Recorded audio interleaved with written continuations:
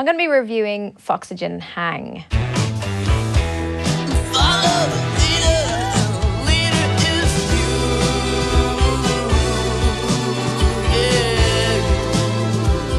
Hey, do you like 70s music? And what about those synth sounds from the 80s? But where do you sit with 1930s vaudeville?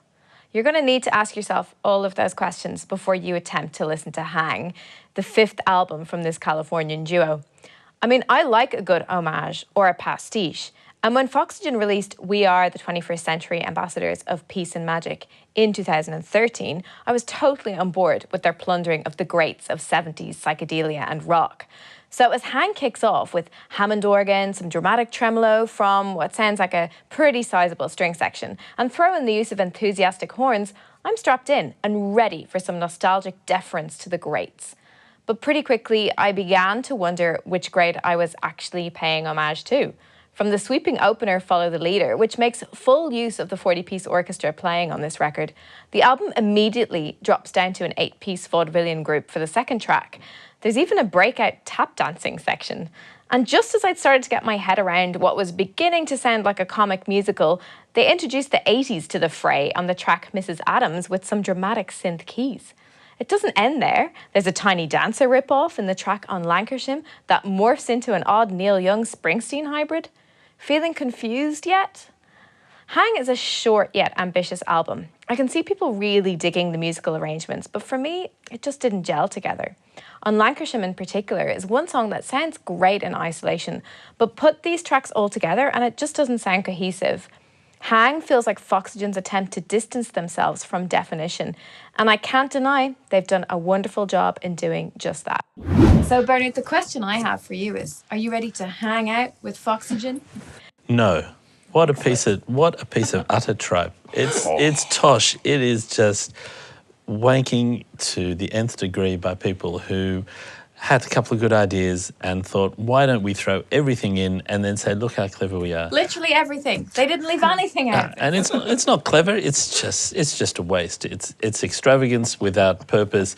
It's ideas stretched out so thin that you can see right through to their both hands occupied. It's just... And I just don't get why they have gone this far, because they didn't need to do that. They can. Well, exactly, that's it, they can. Because, you said why? The reason is entertainment. This is like magic dust in my ears. Oh, this was like the contents of my head put onto a CD or onto a listening device. I don't know what magic dust means to you, though. You know what? Like, I've got some.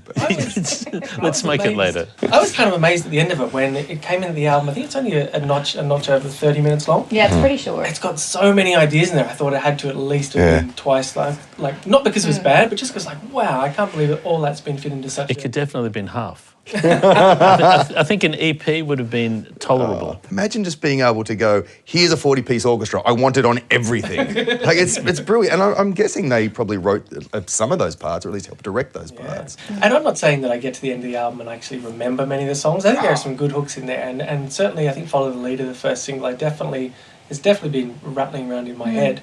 But just the ambition of it, and the fact that it was just, I found it quite fresh to hear this these over-the-top arrangements.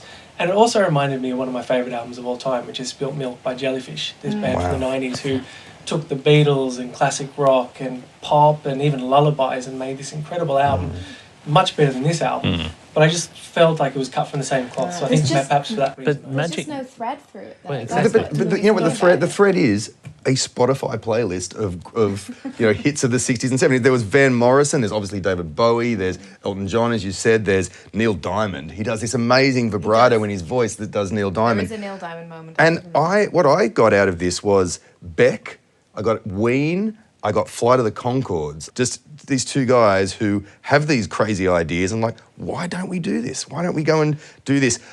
I imagine they won't be able to do it live. I like people who go to excess. I like people who throw their ambition at it and say, I'm going to do everything I possibly can. But what struck me with this album was it was people who could do it but didn't actually have a purpose for every idea that they had. It was there because we can hire a 40-piece orchestra. Does it need a 40-piece orchestra? Does it need to do this? No, but hey, we can do it. I think the missing word in the whole production process was no. What are you giving it? You're not gonna like this. 2.5 stars.